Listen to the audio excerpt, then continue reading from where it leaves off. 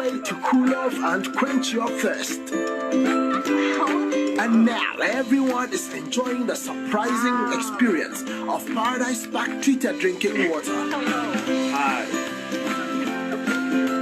Join the refreshing experience and enjoy the all-new Paradise Park treated drinking water. Paradise Park treated drinking water. Drink pure, live more. This advertisement has been vetted and approved by the FDA.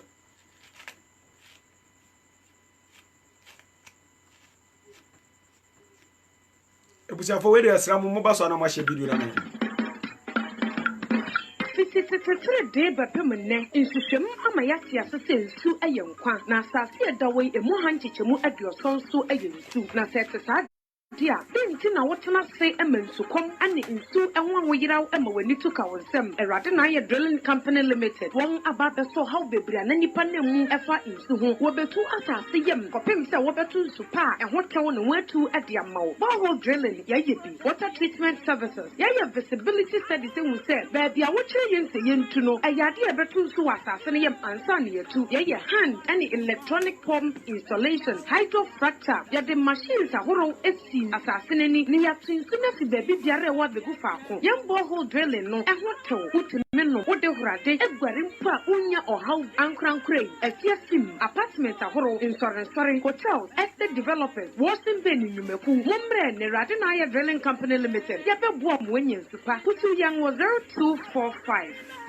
636 634 and 02471 714 72. Eradinaya Drilling Company Limited. This is Sue Ayonkwa.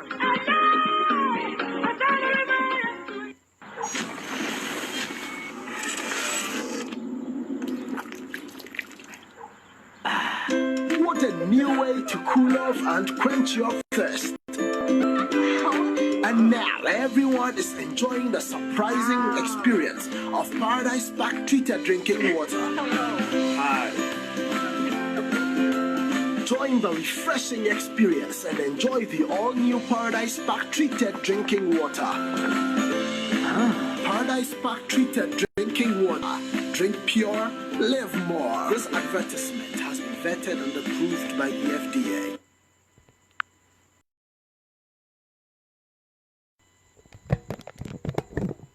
Yo, where the busia for Esremo, wa ba video no so bia na wa share video na unue bi so enye video no so mfa so and ye betuja na oden pa de kan ye chechi a obi bia ye de obi ase ni titiriw mpenifu a muso yasene a moboa yen a yenya bi de to bundle na de ba life ni titiriw Abraham Dodu wo bu adwuma papa yande wase na yotiafo de kan de to so mienu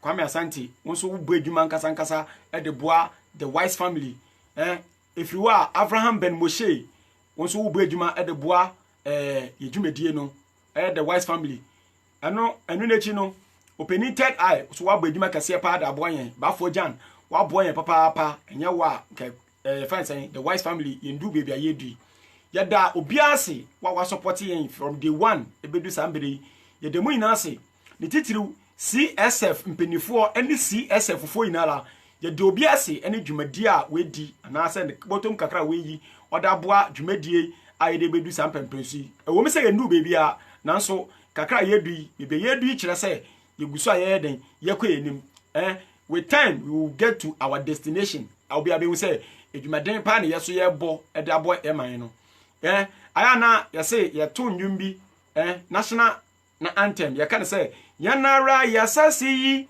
eyabo dendin manyen mojana na nanum hyegu nyade to wo manyen edu me ne wososo say ye be ye bi atoaso nti me ne woso de betuma yabo atoaso no eno na say ye den ye me de ne say bible no mesua bible no du level a me wo so mo dada yen na me be kire woso de obetuma ye ne say woso be boa wo be support movement no akon the next level enen kwada nchan ye can a post topic and say baba life 10:30 but due to network failure and then your be minti ama time ne bitin kakra but ye besere ahwefo say momfa nchen pa na ya ba no ye be kire de enti a bonsam jembia eni bebia inti me post topic na to why there is no hellfire anywhere. Me bebe prove beyond any reasonable doubt. Am when we say sabi mpere dia san Bible and the Quran omo da badada yan omo kreti bonsam jem fierce e de gum na eyehuni nti ana ma yenuanom dodo nara e da so wo region mu intende meto me boase na ma kire ade no meto me boase na ma kire ade no mama biblical and creational proofs a e kire say Bible no bonsam jem bia na asase so na wi amase a kire wo me the Bible na bese prove a kire wo say sabi mpene dia san bonsam jem eni bebiala na ya the common sense adwen no beto to the book ne kanon wo be hu ni sabi mpene dia san eye ehu no mo de hye mu. People, a lot of people believe in the Bible because they will go to hell. A lot of people believe in Bible because if they didn't worship God, they will go to hell. But naturally, it tells you, say, so you must naturally be a good person based on your own free will. Nipa, sabi, enye book, and I said, bonsam jem, and then yankupon be, and as I say, Oma yesuro bonsam jem, and I yesuro yankupono, and sana ya yedetene. Logics and common sense will tell you, do what is right. So, yeah, dear, yeah. You don't need angel. You don't need God. Your senses will tell you. When baby, nasa baby, watch baby, when I'm not over Johnson. Say, young Johnson, one cassa watch you bear my pet. Now, Yansa Cassatra say, one cassa baby, would you say, a yamau. Into your Jane and Yanko Podaman, and say, from Bobla. Sabin Penediasan. And there, you rabbi Bunumu.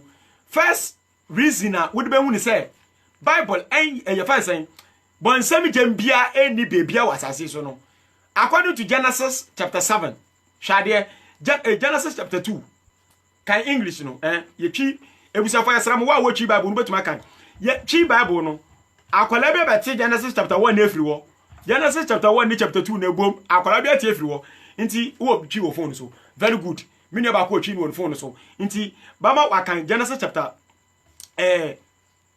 2 verse 1 what kind of kakra iwia ye check from creation nyankopon na obo ade according to Bible nyankopon na obo na ade no na nimpa be nyina ho ono na obo ni wiase no onim de enti a obo ni wiase no onim de wiase ne baba ye den baba ye into Genesis chapter 2 ya start every verse 1 iwia ye be kan Genesis chapter 3 na ya ma kire nyama no before ye wie no wo betiase kan Genesis 2:1 Genesis chapter 2 verse 1 osina owie osoro ni asase o nyankopon wie osoro ni asase na dia wo mu nyina abo ene dia ewo mu nyina abo na da to sunso no na eda eto sunso no nti on the 6th day no na nyankopon ewie esoro ene asase ene niema ewo mu nyina wewie bo wewie bonsam jemi ni bebia according to creation there is no place e kire say nyankopon obo bonsam jebia dache sabi mpene de asase wendi ne mmara so ana wendi na asam so a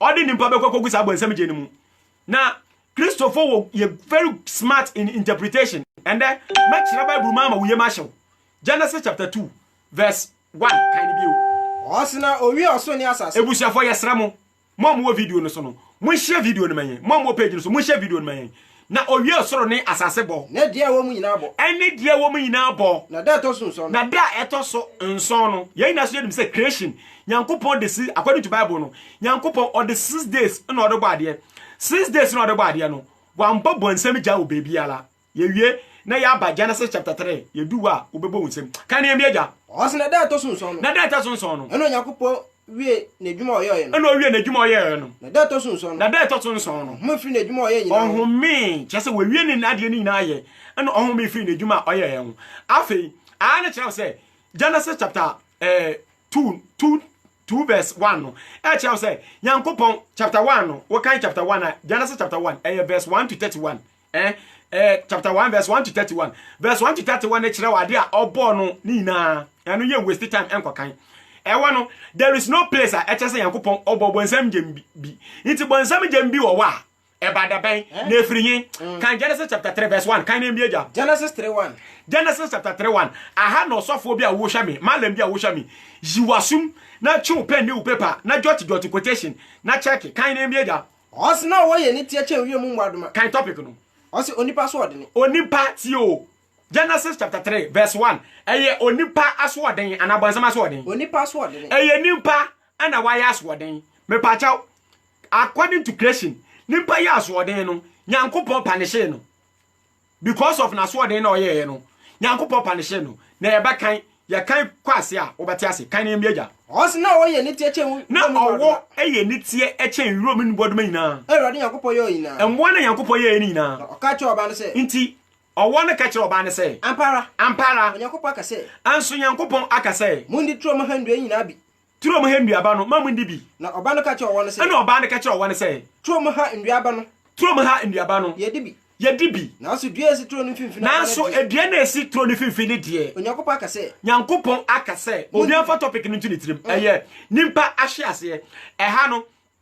Eye nimpa ana wa hye ase. Enye bonsam wo da kan ne mbieja. Os na so dua esi tro no finfini aba. Na so dua esi turo no finfini aba ne de. Yakopon aka se. Nyankopon aka se. Mundi bi. Ma mundi bi. Nso mo fa mo sanka. Na so ma mo fa mo sanka. Na mu Na owo no ka che oba no se. Ana owo no o ka che oba ne se. Enye wo na mu bewu. Enye owo na mu bewu. Na Yakopon nim se. Na Nyankopon nim se. Da mu be di bie. Da mu be di bie. Moni be bie. Moni be bie. Na mo ayeso Yakopon. Na mu ma yeso Nyankopon. Ewu ni papa na. Na mu ni papa. Ane bone. Na oba no hu ni se dua no yese odi. Na oba no owo ne kasa wie no. Enye owo na oma nipa ye bone. Ai. Nyankopon kasa kire owo no. Se nipa ye papa, anka papa no, ye beka se nipa na oye ne papa, na ye na kwato heaven. Oye bone no nso enye owo no, eye nipa no because nipa no man, we stand between the evil and the good inclination. Oh, yes. Into with decision and a better baby obeko. Into aha no, Nyankopon akasa according to Bible. Owo nso akasa. Eye oba ni free choice in ebe man na good person or bad person. Oh, yeah. Into kan ye biega. Os na oba no hu ni se dua no yese odi. Na oba no hu ni se dua eye se ye di. Na ye no ofe. Na dua ni akondo. Na dua ni ya akondo. Na beti eni. Na oba no hu se dua no beti eni nti. Nti oti na ba ni bi. Na oti edua na ba ni bi. Na odi. Mpacha edua na odi ye no. Amra na ewo dua no won se. Edua no mo obi endi bi. Na mo obi amfa nsa ye den. Enka. Nti owo no dua no endi bi. Wansan amfa nsa ye den. Anka eye Adam and Eve. Eno mo di edua ba no kenkan ne mbieja. Os na odi bi ma nuku na oka ne hono so. Na odi if di wie no odi bi ma nuku na oka ne hono so. Na odi. Ana ono so di ye. Na woni be ni bebie. Na won be nu eni biebie. Na wo hunu se wode dadeja. Na afei o ma di aduaba na wie. O ma ni biebie. O ma hunu se o ma de dadeja. Genesis chapter 3 verse 9 na wedu. Verse 7. 7. Break wo. Bra chapter 3 na verse 14. The verse number 14. Inte abusiafo ye fa concept no to yetirim. Me pasa me kira wo se bansam jam bia ni bebi ala. Oh yeah. Na bansam jam no omo da ye den enwunwun yen. Ni wie me kwoti bansam jam quotation egu Bible no nyina na ma kirem wo bebo wunsem. Aha no Genesis chapter ye fa nsen 3 na ma kirem up to verse 7. Owo no enyi na embele na ewodua no no owo wantomla no embele na ewodua no se mama mu ndi enso mama mu mfa mensanka. Owo no anka ho owo no wendi bi wanfa mensanka eye Adam and Eve no mu di aduaba no inti punishment bi owo a eye Adam ni Eve na say eden ya punish omo inti we read the topic na say nimpa ahye ase Genesis chapter 3:1 verse Bible a wukita bia na check eye the downfall of a man and I say nimpa ahye ase inti Genesis chapter 1 verse 40 Genesis chapter 3 verse 14 no kenkan e meja Os na wode Yakopon ka cho won se ana Nyankopon bae obae no verse 40 na okan obae no mo edi aduaba na wie inti obadome omo Kese ni nie. Kese na ewo no. Eye eduaba no mo edi ni nti na kese ne yeden. Eba. Kenkan ye biega. Os na Awurade Nyankopon ka cho won. Na Nyankopon esan say Adam and Eve mo ekwadi eduaba ni nti. Nyankopon ka kire obo ne say. Enam se waye ye nti. Oba no ana. Owo no. Nyankopon ka kire owo ne say. Enam se waye ye nti. Enam se wo owo waye we nti. Wadome wo toteboa. Ya dome owo no. Sa time no. Na ye bisa oba no. Oba ye bisa Adam first. Ema Adam eblemi oba no. Ma oba no se ko blemi owo. Owo na when the aduaba na wan fa ne sanka aduaba no ye be punish no nti kan ɔse ɛnam sɛ wayɛ nti enam se waye we nti wadome wo ntɔteboa wadome wo ntɔteboa ɛne wiam mu ɔwɔ na asɛm no obi afa nto ne tiri masen abaso wadome wo ntɔteboa ɛne wura mu wɔdome nyina yɛfu so na wobɛnanteɛ wo yefu no so ɛna wo banante nti ha no ɔwɔ no ɔnyɛ bɔne bia ɛne yankopɔ punish no nti watomla yɛmfa ne example yɛngye ntum sɛ yɛmfa ne sɛ ɔwɔ no wayɛ bɔne wadada if ɛne Adam umomu aduaba no umomu aduaba no nti sɛ wadada if ɛne Adam mpo umomu aduaba ne dia ɛne if ɛne Adam no dada won nti ina the punishment ne yɛ den ɛma no nti sɛ the same punishment man asa it is finished. There is no place in the Old Testament Nyankopon anase according to creation baby ni Bible no ma e kire say Nyankopon ka kire owo anase e Bible no ni Old Testament ni baby say anam say owo eni nimpa asode omu ye ni nti Nyankopon do mba ye den ebegu jem kenkan ne mba be ɔse wo yɛfu so na wobɛnanteɛ wo yefu no so ana wobɛnanteɛ wadi dɔteɛ wo nkwa nda nyinaa na wadi dɔteɛ wo nkwa nda nyinaa na me dɔta no bɛto wo ne ɔba no ntam na owo no Nyankopon do time beto owo no ene oba ne ntem ene wasefo ne nasefo ene wasefo ne nasefo ntem ɔno na ɔbɛbɔ wutire ɔno na ɔbɛbɔ wuti na wo so aka ne nanti na wo so aka ne nanti ɔba no deɛ na ɔba no deɛ ɔka kyɛ no sɛ nti ɔbɛ punish ɔba no nso because of eduaba no ɔyɛ den odi yɛ no na mpacha wo yɛ bɔne na yɛ punish wa ɛnsan asa kan ɔse ɔka kyɛ ɔba no sɛ ɔka kyɛ ɔba no sɛ dɔ na mɛma wo yi a ebusuafo mo nhye video no ma me mesra mo kan ɔse dɔ na mɛma wo yi a ene yinse no mu nti ɔwɔ no hwɛ ɔba no Nyankopon according to creation oba no say oba ne mbeye perfect ombeye perfect anka obewo a onye den ombre but enam say waya so den na wati owo na wadi aduaba no nti kan ose do na mema wo yi a do na mema wo yi a ene wo yinse no mu bre adoso ene wo yinse mu bre adoso nti se owo no kodi aduaba no kra na oba no so odi aduaba no kra na anase otie owo no kra ne punishment ne say enam say wati owo na wadi aduaba na mehia wo say endi nti ena mba no monyema moye den mo bra no nti aduaba no mukodi ye no mo punishment nti na monyema moye den mo bra no it is finished asa kan ye biaja ose ya mu na wo be wo mba ya mu na wo ye oba wo be wo ba because of aduaba na waye den wedi nti kan ye biaja oni bagina wo kunu wo ye oba weni bagina wo kunu na no obedi wo so na wo kunu na bedi wo so na Adam de afi Adam so bagina punishment kan ye biaja o ka je no say ano Adam o ka kira Adam say wete wo yele ne say Adam wetie wo yele nde mpacho nimpa boni na ni o muntie bwana no ene ne punishment ayeden e ka ho bonsam jambie ni bebi a Yankopɔ ka say Adam enam say maye boni nti woni owo any if any we e fa say Adam woni if any owo no judgment day ejebi wo a medi mu beba bayeden ebegum creation Yankopɔ wan bo bonsam jebi a wo bebi ala kan ne biaja ose say wete wo yele ne say Adam wetie wo yiri if nde na wadi dua a ma hye wo say na wadi dua ma hye wo say ndie nti wonti wadome wasase so wonti ware den wadome wasase so ware den wadome wasase so wadome Adam e wasase no so because of den eduaba na wadi nti nti kan ose ya mu na wo bedi de so ya mu ana wo bedi de so won kwande nyina nti ya nkwande nyina ya bransa na ya den ye didi adentira because ye kwaye den ye kwadi eduaba no Yankopɔ ka se me yendi na nka ye ntene wiase forever ya mbere ye kwadi eduaba no ana ye eduaba ne ye di nti ya punish ye se ye be ye adwuma ansa ne ye didi apacho asase so be me be no ye adwuma ansa ne we didi nti se wo ye adwuma na se wo didi anya punishment anya eduaba na Adam kwadi ye no punishment ni ntira ya no tire wo ye adwuma ansa ne we di bansam je mbebe sa aye bone na yekoye ene nti na ya punish say be ye adwuma me ye didi ye be ye adwuma san ye didi a we are working and we are enjoying den nti na Yankopɔ so say o create jebi na o san de kwaye den o de kwashi nipa eni baby a afa ni ye baba Bible verses ni mu verses e koti bonsam jemu no ni na ye wonwu na ni na so gu New Testament we koti mo ye ma hyew adenti na say bonsam jemba in the Jewish customs when na there is nothing like bonsam jema Yankopɔ odi nipa begu bonsam jem na wahye no the whole Old Testament ebi ni baby ala oh yeah wo ba New Testament na when we say New Testament no according to history New Testament originally was Greek kasem and the Old Testament no was Hebrew kasem into Old Testament any New Testament no different books altogether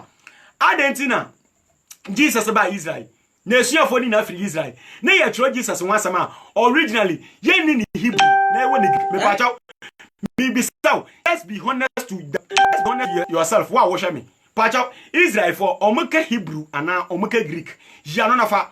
Ya fa ntonchen. Inti New Testament no e wo Greek kasem. Na e kire say Israel for no omu nim wo hwe. Inti omu misconcept no. Jew for no Old Testament no e yo omu nko book.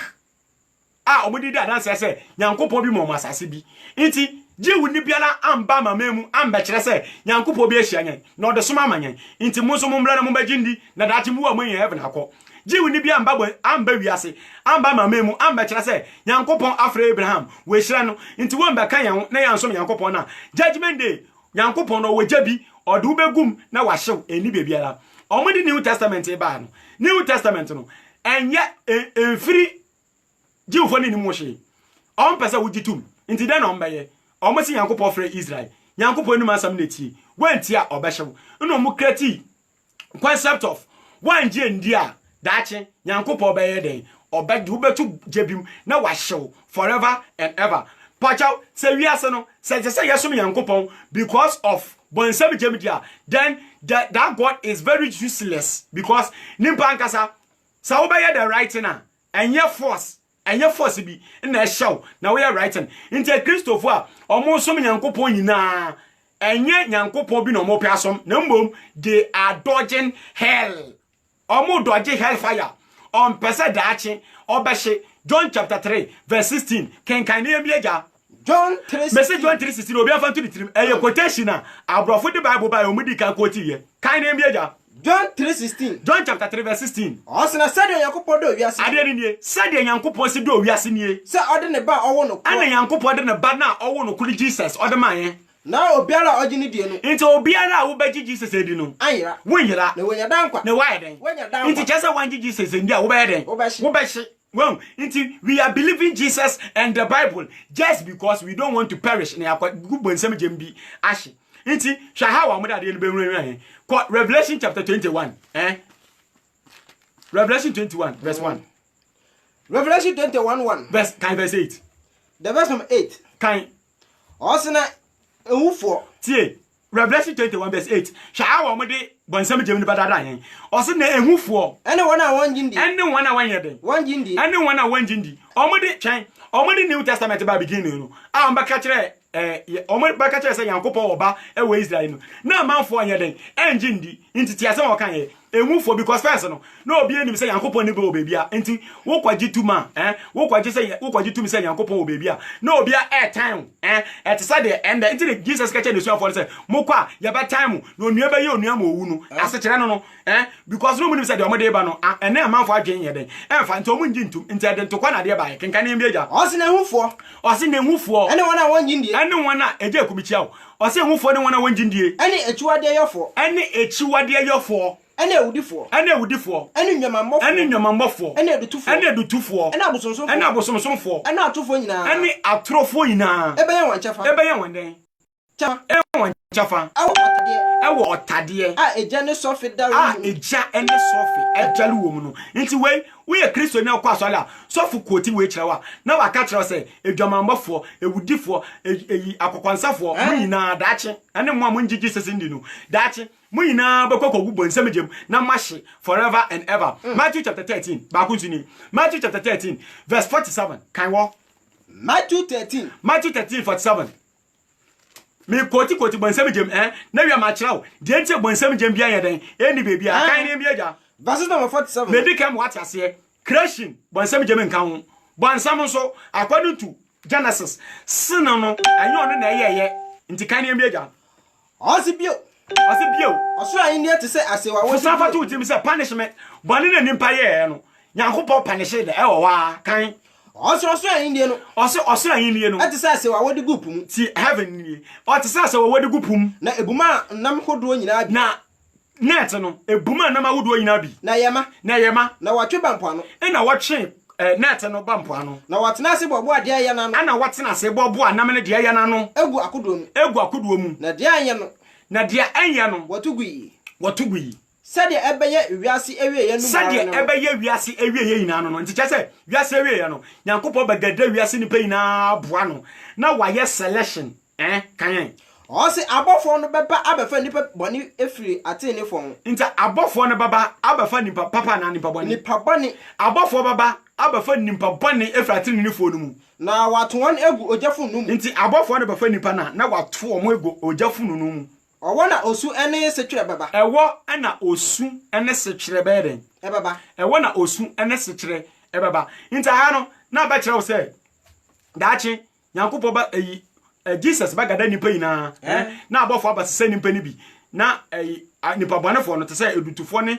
edwamambɔfo ya ba form na ede omo ekogu ijabim na ɔma ayɛden ɔma hye medical prove a kyerɛw have Nyankopɔ wambɔ bɔnsɛm gem according to creation ene nipa bɔne na nipa yɛ no Nyankopɔ punish nipa no ɛwɔ wa instantly ɔwɔ no nka ho but ye punish no nti yɛmfa yɛngi ntum sɛ daachi Nyankopɔ de nipa ebeden ebekɔ bɔnsɛm gem Revelation chapter 12 verse ahano yadadwe na yɛ adwuma nti wo a wo hwɛ video ni biara let your thinking battery proceed oh yeah kan Revelation chapter 7 ebusuafo mo hwɛ me no mo nkyerɛ no yɛhu bebe mo hwɛ yɛ fi why yɛsra mo yɛ videos midnight dodo asare ba yɛ post yɛ bɛhu time a yɛ de be post am Revelation chapter 12 verse 7 kan Revelation 12:7 Revelation chapter 12 verse 7 kan ɔse wɔto ɔtwease no atwini asase so tie bɔnsam wayɛ bɔne ana yato according to Genesis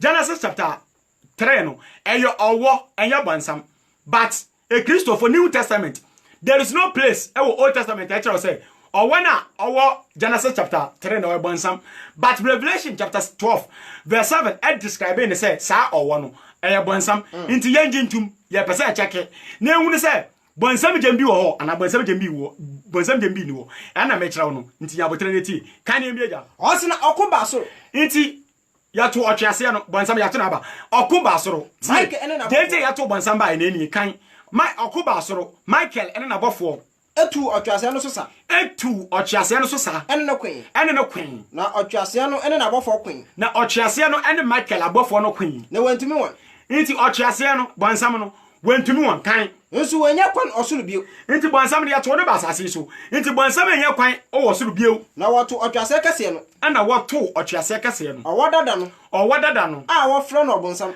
a wɔfrɛ no ɔbonsam no ɛne Satan nti ɔwɔ dada no a wɔfrɛ no bonsam ɛne Satan nti Satan yato na ba kenkan ne yamia gya ɔse dia ɔdada amanama nyinaa no dia ɔdada amanama nyinaa no ɔse efiri hɔ ɛto no twene asase so efiri soro wɔ ɛto no twene asase so na wɔto na bɔfo ɛka ne ho gu ene yato bonsam ɛne ne angels nyinaa kan ne ho gu asase so ɔse na mete ene kɛse ɔsoro sɛ nti ɔte ene kɛse John ɔtwerɛ the book of Revelation no ɔte ene kɛse wɔ soro sɛ afei nkwagye ene tumi ne ayinie ayɛ nyane Nyankopɔn dia na anwɔden ayɛ Kristo ne dia efiri sɛ wato yɛn nuanom anototofo no atwene bɔnsam no yato yɛ kyɛ sɛ bɔnsam no yɛ defeat ne wɔ soro wɔ first bɔnsam nti na bɔnsam gye mu wɔ hɔ wunnim a ɛnda mɛkyerɛw bɔnsam nti ɛna agya no wɔ hɔ sɛ wunnim a ɛnda mɛkyerɛw yato na atwene to sɛ ɔse ɔno na ɔtoto wɔn ano ɔno na ɔtoto abɔfo na ano yɛn Nyankopɔn anim ewia na anadwo na wɔnam edwama no mogya na wɔn odwama kan ɔse na wɔnam edwama no mogya na wɔnam odwama no mogya ɛne wɔn adanse asɛm no so ɛne wɔn adanse asɛm no so edi ne so nkunim nti wɔnam Jesus mogya no so ina omu didi nti Jesus mogya no omu de di bonsam so nkunim ɛwɔ offense top wo nti ya to bonsam na ayeden aba first one kenkan ne meja ɔse na wandɔ wɔn credit akosi owo mu na wandɔ wɔn credit akosi owo mu yenti mu ɔso ne mu a motete mu no yenti ya to bonsam efiri soro aba fom nti mu ɔsoro ɛne mu a mote mu motete mu no mo amotete esuru no mu no momma mo bo ntomuyem asase ene epu yeyeden ye yata asase so ene epu mu yeyeden yenue kan efise obonsam esane aba mo nchen na wafa ebufu kase na bonsam na afa ebufu kase efise onim se ne bra owo na eyetia Asina ase no hunu se na ochiase no hunu se wato no atwena asase so no wato no atwena asase so no ota oba owo oba beni no Ota kan. Ota oba owo oba beninu. Ota oba owo oba beninu. Na oma oba no akode kese no. Na oma no oba na akode kese no. Ntaba mienu. Se onfantu nko esraso. Se onfantu nko esraso. E wona tabia. E wona trabia. Dia wo bohwe no bre ene emre. Ye. Dia wa yeden. Wo bohwe no ebre ene emre. Dia wo bohwe no ebre ene emre. Ene brefa. Ene brefa. Efri owo no enim. Efri owo ne den. Enim. Nti ya hye ne tan. Kan. Osina owo no pu nanum nsuo etese esubantene. Nti owo no opu nanum nsuo tese esubantene. Egu oba nechi. Egu oba nechi. Sanka efu. Ah no, sa me kasa me bekire ma eyensam pi, but me pesa mo ti asese. Bonsam no ye wini no top, ya che na aba down. Asase suso ye hye sa bonsam ye wini no, anase ye wini no. Ye fansan. John chapter 16, kan free verse 7, bra. John chapter 16, shade. Bonsam ye defeat no top. Ya che na aba down. Aha nso hwede si. John 16. John chapter 16. The verse number 1. Verse 7. Verse number 7. John chapter 16 verse 7. Asina me kama no kure. Na me tie Jesus e beka mo no kure. Jesus o beka mo no kure. Kan. Asina me kama no kure. Na me kama no kure. Eyema mo se me kure. Eyema mo se me Jesus e sa me ko. Na se mankwa. Efisa mankwa. Otiginafo no le ma mo nchen. Otiginafo no le ma mo nchen. Na se me kwa. Na se me kwa. Mesuma na ba mo nchen. Mesuma otiginafo na ba mo nchen. Na ono de. Na ono de. Se oba. Se oba. Beyi wiase atan. Obeyi wiase atan. Ose obeyi wiase atan bone. Obeyi wiase atan bone ho. Ene tenene. Bone ho ene tenene ho. Ene atembo. Ene atembo ho. Bone ho. Bone ho. Efrise. Wanji me ndi. Wiase njimi Jesus ndi. Na tenene ho. Na tenene ho. Efrise. Me ko agya ne nchen. Jesus de okọ agya ne nchen. Munhu mi bio. Na munhu ni bio. Na atembo. Na atembo ho. Efrise. We bu wiase sudifo aten. Wiase sudifo bonsam na yato na aba no. Jesus why then we bu na tan, we bu wiase sudifo na tan. Into ano kan brofo no. Verse 11 kan brofo no hwade. Bonsam no ye bu na tan da kan hwade. The verse 11. Verse 11.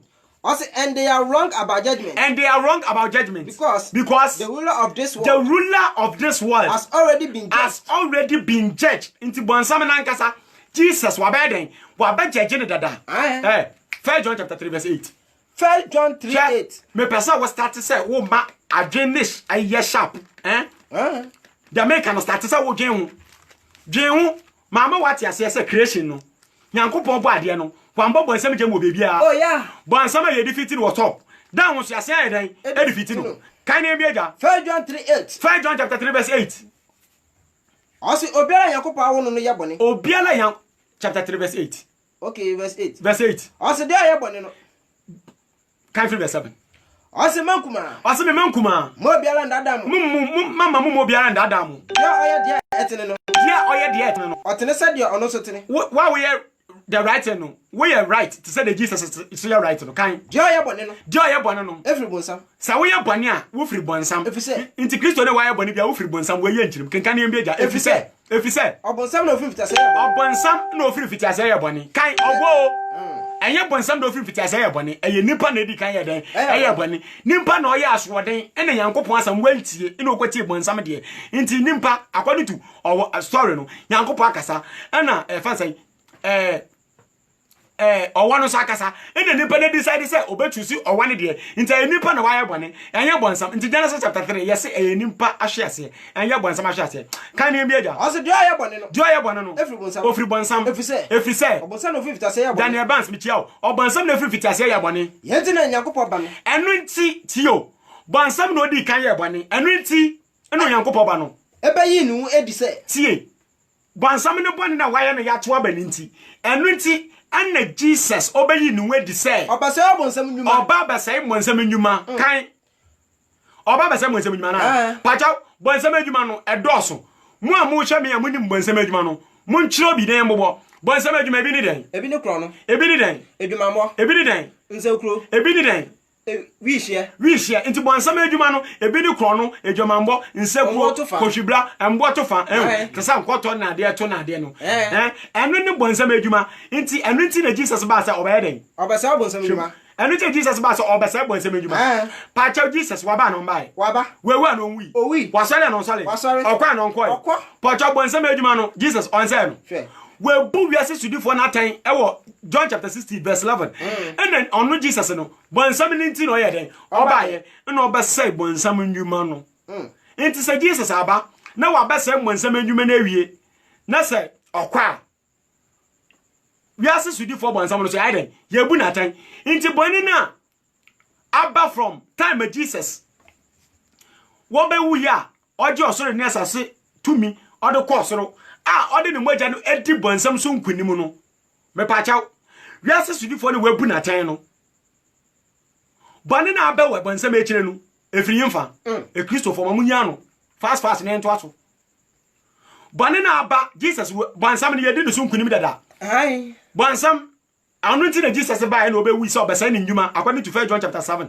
1 John chapter 3 verse 7 to 9 bonsam Jesus ba so obesa mwensam ndwuma ana waba na John chapter 16 verse 7 to 11 actually say bonsam na nkase yebu na tan dada me pa cha say yebu obi atan opa obi o oni pa obi o nti bone na aba na bonsam yebu na tan dada ada no bone na aba na chiru efiri yimfa question number 1 hwade e Christopher yo meme nda sorry for no omo quotation bi e wa Isaiah aya no mo quotation sa quotation no mo de hunahuna nipa se eye asamado wo kwa asamado a amma bi ebetwem omo quote na omo de hunahuna nipa omo quote verse out of context and then sa quotation mi be quote se wonte ya me na me ka tell o about say asamado wo kwa keni bi betwem 3 times a day na nipa oba aba no ye fa na noche na minim nipa odin kwati wo command sa post no so no mbomba wa asamado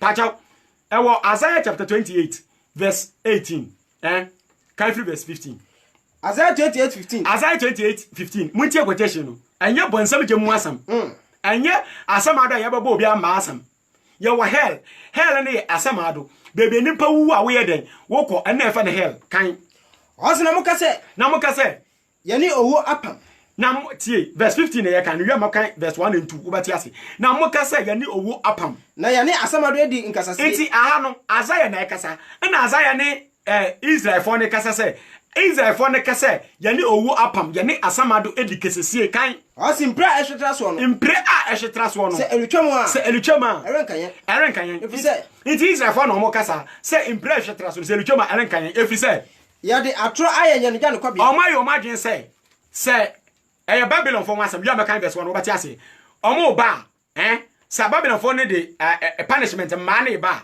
omo da atro be won gya ne kwabia na ya de ndada akata yeso na ya de ndada akata yeso kan enti se Awurade sie ni enti se de Awurade Yankopon sie ni hwe medi ogbo bi etim Zion enti Zion ye fa se Israel bebe Yankopon ni fie wo no o de obo bi etim ho obo a waso no ahwe twiase ate bo a ne bo ye dene a etim watimpa dia ogidie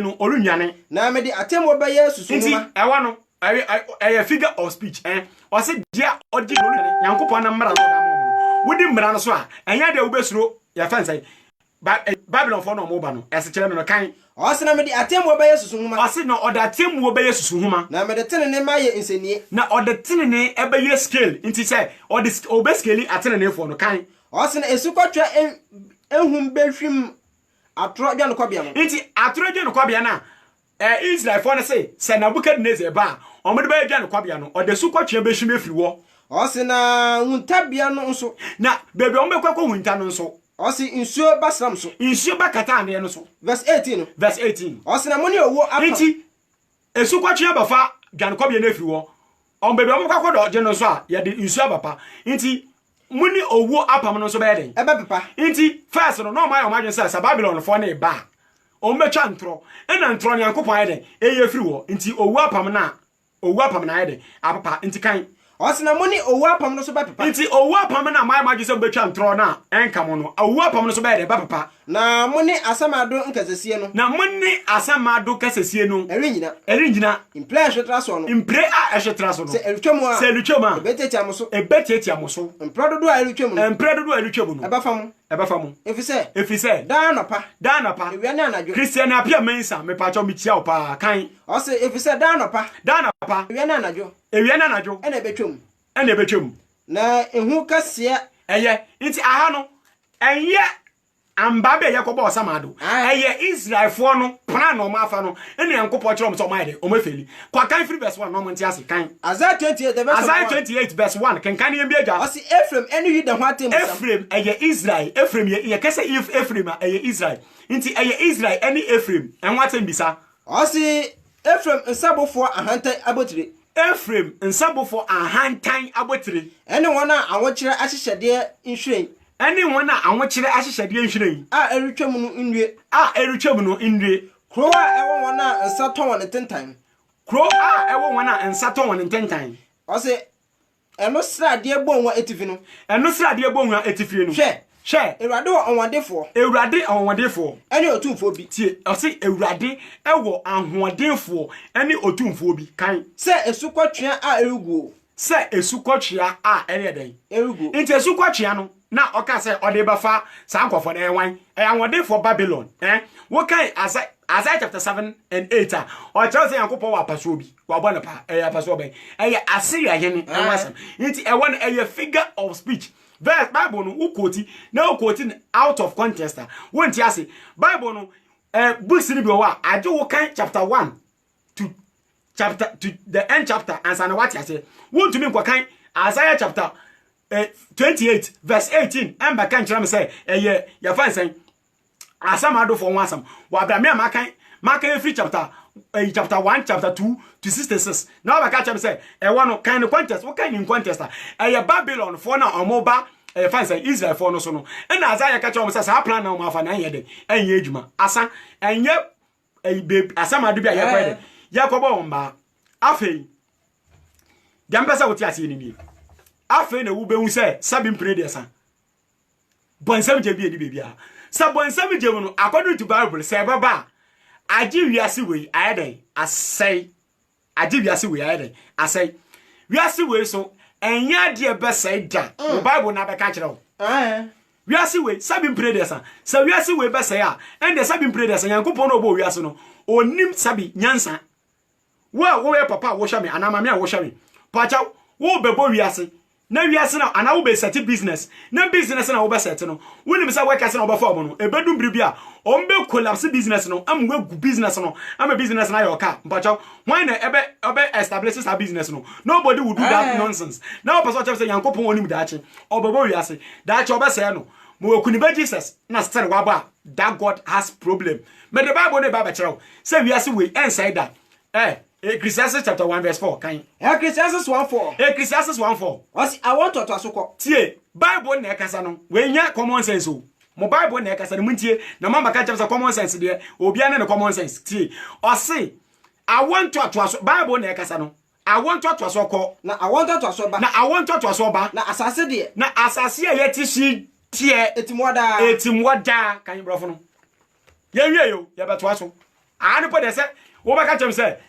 fansan Ecclesiastes Solomon and a wedidi ame na oka de ope wi a ye ba kan wo Yankopɔ na nka so be hyebo hwe kan Ecclesiastes 1:4 sabon sam dem bi wo wi ase na so ba Yankopɔ ondi ne bo hya so be kan na mbi agya Ecclesiastes 1:4 Ecclesiastes chapter 1 verse 4 Osi generations come and generations go but the world stays just the same this world stays just the same Genesis chapter 8 verse 20 kind Genesis 8:22 Genesis chapter 8 verse 22 kind 21 the verse number 21 ebusiafo wiase we ensai da piablabo bibo tom minue kristoni minue jiwini minue kremoni wiase we ensai piablabo bibo hwe wiase we besai agro wo motuom kind em biaja osne ready eti afode nu ho tie hwe mo say Genesis chapter 8 Noah Abraham me da wasepa mo share video no manyen won say Genesis chapter 8 Abraham fi Yankopɔ oye mistake bi na mistake no ye no ono anka se be hye no wo se sa mistake no onye biewu da adetira oye wie no ofeli kan na menkyerɛ wo osna erade ati afode nu ho it no kan verse 20 I know kan 21 kan 20 Osna no esi aforbuche me urade. Inti time no wa free ade kanemu no. No si aforbuche mu urade. No ofa ntoteboa. Ana no wa fa ntoteboa. Asamo pass jaw.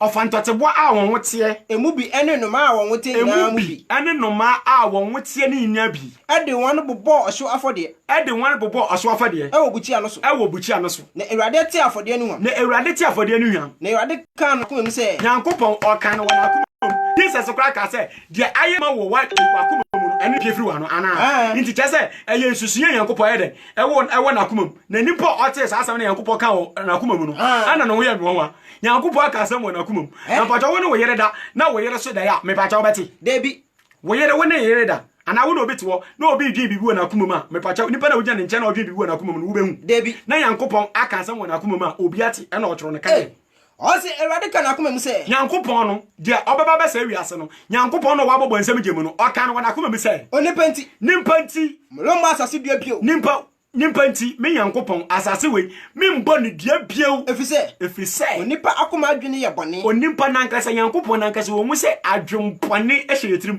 Nyankopon nankasa sa adwempone nankasa bi yeden ehye nitirim nti so se wiase no kro wo problem adwempone ehye nitirim a anka wabobọ nsam na bonsam de asode abasora wankunu wato bonsam amaye aka che se ye nkopɛ weapon asase so no soro ase ye ni ewiem tumfo ne nya eye ni wonam ni moja na enya na na ewiem eye ye ni wonam ni moja na enya ye ni ewiem etumfo na ni moja na ba Yesu amama ye bie hey empai boy onyam edro empai boy wodatena ho sampai boy onyam edro na wo business igu wo ba na oyale no man pay hospital bi fa no nko man pay ska bi fa show business im entity workers ye wadwuma gu na obenwu se mpaebo enye nyame aduro mpaebo enseve obi awo Jesus ekro bewu obompa ye hwese mpaebo ni sevi na kwakan Jesus ekro bewu no obompa ye hwese mpaebo ni sevi na Matthew 26:36 kakan no ntie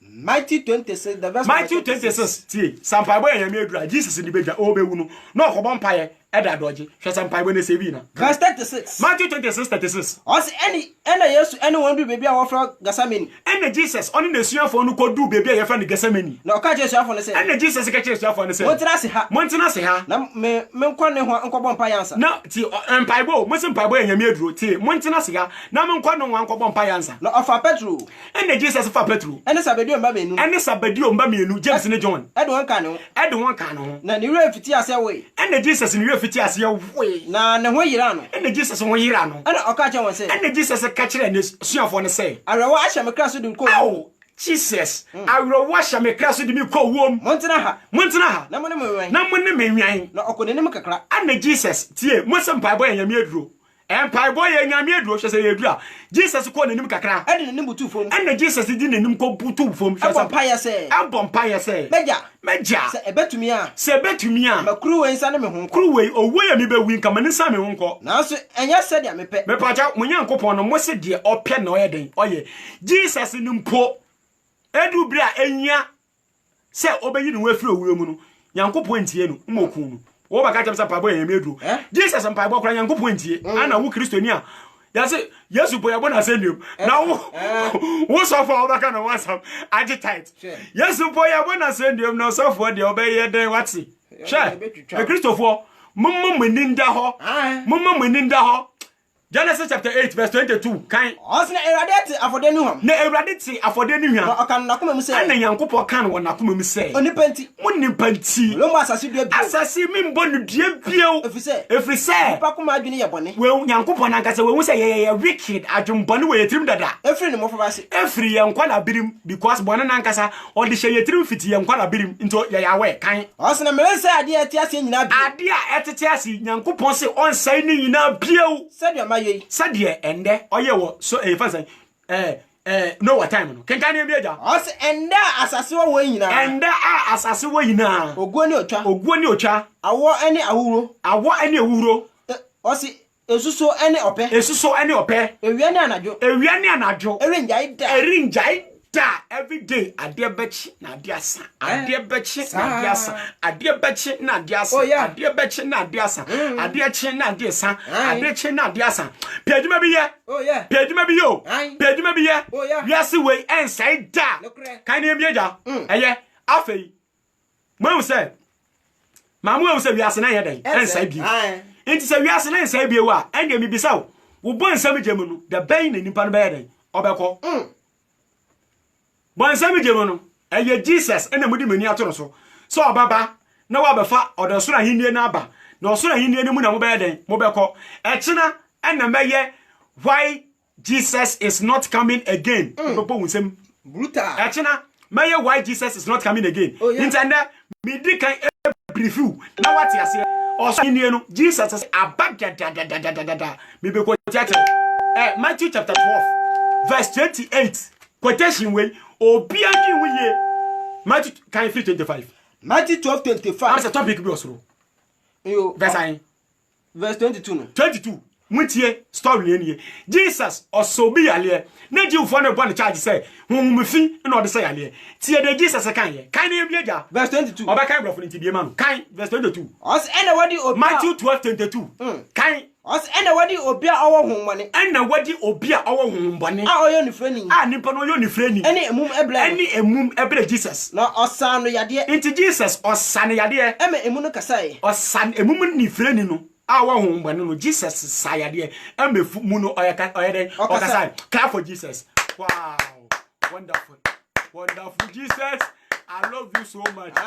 Jesus otumi ya ne ewufu Jesus ewasale ne mame meri badani nkwa wo wi wansale Peter wi wansale what was Jesus be wa mo wasale agro na wo motuom kan e bieja osana osano yade ema emum no kasai nti Jesus osa emum ni freni no osane yade mo kasai na ohunade nti nani bia yi no hunade osana nkofo ekoko ni nyina ho dwiri wan nti Jesus sa oje sa miracle no nkofo ekoko ni nyina ho dwiri wan na wakase energy nkofo na ka se eye David banini nkofo na ka se enye David banini me pacha problem ni nie pacha David ba no enye miracles ina edibe hu se David ba nanie eye Elijah na obaba na waban point ne se David ba Messiah ne yaka no wasam no eden onie Messiah ne kwa ya se obi ba Israel na obaya miracle ya eden yankunu e wo Deuteronomy chapter 13 verse 1 to 5 wo ba ya miracle yanku Jesus ba ya miracle mo se enye David ba nanie wan check Old Testament na New Testament ne be ba usulia kan ne mbiaja osina Farisifo no tie no nti Farisifo no tie so mo se David ba nanie no wakase awon penny Besibel Nyankopon aka kire yen se so obi be ya miracle sa onfiri Nyankopon nti Jesus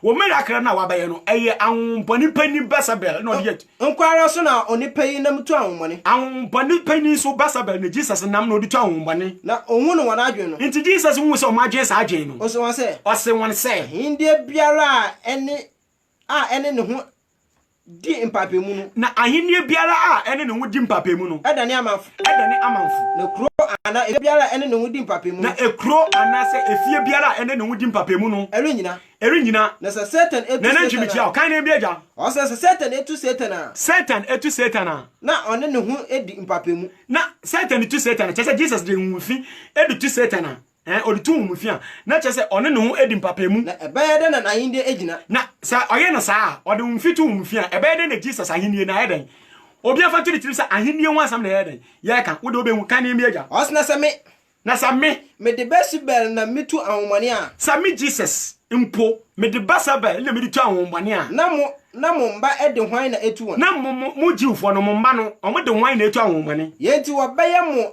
atemfo yenti wobaye mu atemufo na se me de Yakopon honhom na mitu anwomane tio we ye Christiani na wugidi se Jesus na miracles na oye no ofiri Yakopon a forget osura hinie tio me ne Christiani tio kan osina se me de Yakopon ndie na me de Yakopon osina me de Yakopon honhom na mitu anwomane me de Yakopon honhom na etu anwomane a ene ne Yakopon ndie enya abamuso ende Yakopon hinie na yeden enya abamuso abamuso kan brofo no muntie say Jesus we ye Christiani na wugidi say Jesus ni tumi na ode say ade odi to anwomba no say firi Yankopon de a ende the kingdom of God has already come and o kaka chesuafo no manti ase ka ono kaka Pharisee do no manti ase kan verse 28 no verse 28 I say no it is not Besibel but God's spirit. That be kan verse 27 verse number 27 verse number 27 also you say that I drive out demons because Besibel gives me the power to do so. Besibel give me the power to do so.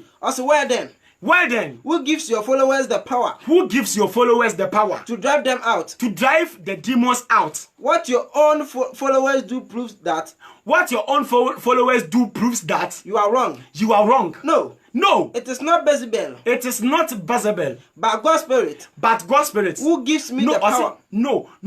And then no. To say no. Muni say kind. I say no. No. It is not Bezebel. It is not Muni say and yet Bezebel. No, it is not Bezebel. But God's Spirit. But God's Spirit. Who gives me the power? Who gives me the power to drive out demons? To drive out demons. Which proves that. So when you say Jesus.